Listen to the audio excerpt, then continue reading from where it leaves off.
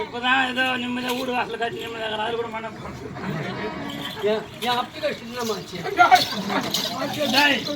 Africa bond வெட்டி ஏறி இது போய் ஜிலேபி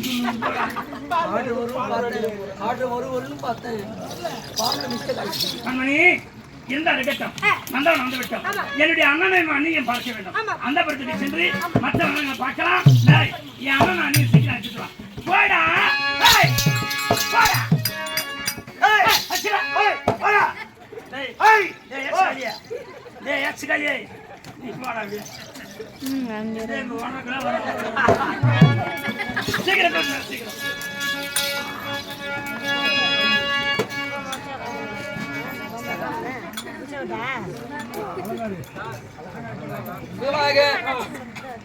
நந்தவனம் சென்று